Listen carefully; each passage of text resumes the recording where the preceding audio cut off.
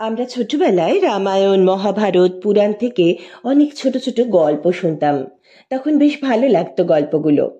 সময়ের সঙ্গে ব্যস্ততা বেড়েছে, সেই দিনগুলো পেছনে ফেলে এসেছি। বিভিন্ন মন্দিরের ব্যাপারে যে জনশ্রুতি আছে সেগুলো শুনতে শুনতে হঠাৎ মনে পড়ে গেল সেই ছোটবেলার পুরাণ মহাকাব্যের গল্পগুলো। আজ তারই একটা ভাগ করে নিচ্ছি আপনাদের সঙ্গে।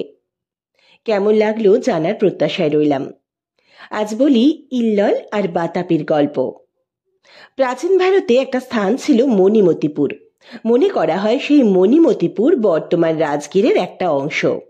সেই মণিমতিপুরে ইল্লল আর বাতাপি নামে দুই মায়াবী রাক্ষস বাস করত। তারা দুই সহোদর ভাই ছিল। ইল্লল আর বাতাপি খুব দুষ্ট বুদ্ধি সম্পন্ন ছিল। তারা ব্রাহ্মণদের মেরে খেত।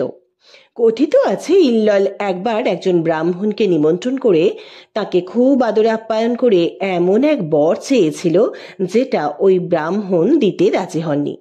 তখন থেকেই এই দুই ভাই ব্রাহ্মণদের মেরে খেত। দুই ভাই প্রয়োজনে বিভিন্ন রূপ ধারণ করতে পারত। আর বাতাপির একটা বিশেষ ক্ষমতা ছিল, তাকে কেটে ফেললেও সে আবার বেঁচে যেত। এই দুই ভাই তাদের এই বিশেষ ক্ষমতাকে কাজে লাগিয়ে ব্রাহ্মণদের মেরে খাবার একটা বিশেষ পন্থা অবলম্বন করেছিল। ইল্লল একজন ব্রাহ্মণের রূপ ধরে বেরিয়ে পড়ত, আর বাতাপি একটা ভেড়ার রূপ ধরত। রাস্তায় কোনো ব্রাহ্মণের সঙ্গে দেখা হলে তার সঙ্গে ব্রাহ্মণরূপী ইল্লল আলাপ করত এবং বিভিন্ন ধর্ম আলোচনা করে তার মন জয় করে নিত। তারপর সেই ব্রাহ্মণকে বাড়িতে আমন্ত্রণ জানাতো আহারের জন্য।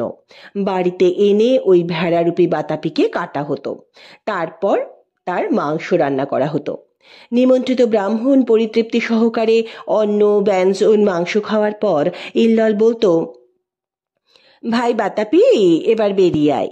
অমনি বাতাপি ভেড়ার মতো ভ্যাঁ শব্দ করে ডেকে ব্রাহ্মণের পেট চিরে বেরিয়ে আসতো।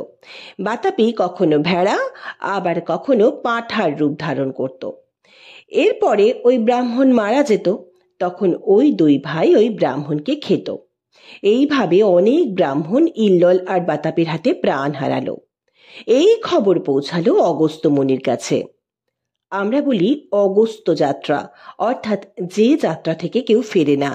এই অগস্ত্য মুনির সঙ্গেই সেই কথা জড়িয়ে আছে, সেটা আর একদিন বলবো।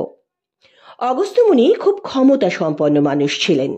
তিনি একবার অসুরদের শায়েস্তা করতে এক গণ্ডূষে পুরো সমুদ্রের জল পান করেছিলেন। অগস্ত্য মুনি ঠিক করলেন এই ইল্লল আর বাতাপিকে শায়েস্তা করতে হবে। তিনি পথে বেরোলেন সেই উদ্দেশ্যে যাতে ব্রাহ্মণরূপী ইল্ললের সঙ্গে দেখা হয়। যথারীতি ব্রাহ্মণরূপী ইল্ললের সঙ্গে অগস্ত্য মুনির দেখা হলো। আলাপ পরিচয় করে ইল্লল অগস্ত্য মুনিকে নিমন্ত্রণ করল। অগস্ত্য মুনি বললেন, আমি খুব ভোজন রসিক মানুষ, খাওয়া দাওয়ার ব্যবস্থা ভালো তো? ইল্লল বলল, হ্যাঁ মুনিবর, আপনাকে নিমন্ত্রণ করছি, আমার যথাসাধ্য আপনার সেবা করব। অগস্ত্য মুনি খুশি হলেন। ইল্ললের নিমন্ত্রণ গ্রহণ করে তার সঙ্গে তার গৃহে গেলেন। ইল্লল যথারীতি ভেড়ারূপী বাতাপিকে কেটে মাংস রান্না করলেন। অগস্ত্য মুনি তৃপ্তি সহকারে ভোজন সমাপ্ত করে তৃপ্তির উদ্গার অর্থাৎ ঢেকুর তুললেন। আর তখনই ইল্লল হিসেব মতো ডাক দিল, কই রে বাতাপি, বেরিয়ে আয়। কিন্তু বাতাপির কোনো সাড়া পাওয়া গেল না। ভ্যাঁ শব্দ করে ডেকে মুনির পেট চিরে কেউ বেরিয়ে এলো না। ইল্লল উত্তেজিত হয়ে আবার বাতাপিকে ডাকলো। এবারও বাতাপির কোনো সাড়া নেই। ইল্লল একটু চমকে গেল, বারবার বাতাপিকে ডাকতে লাগলো। তখন মুনিবর বলে উঠলেন, বাতাপি আর সাড়া দেবে না, আমি বাতাপিকে হজম করে ফেলেছি। তখন ইল্লল ক্রোধে অন্ধ হয়ে গিয়ে নিজের প্রকৃত রূপ অর্থাৎ রাক্ষসের রূপে ফিরে এসে অগস্ত্য মুনির দিকে ছুটে এসে তাকে মেরে ফেলতে উদ্যত হলো।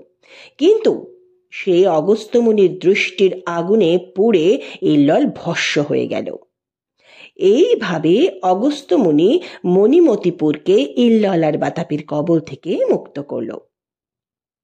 কেমন লাগলো পুরাণের এই পুরনো গল্প? কমেন্ট সেকশনে অবশ্যই জানাবেন। আর জানা বিভিন্ন তথ্য পেতে আর গল্প শুনতে জুড়ে থাকুন রিয়েল রহস্যের সঙ্গে।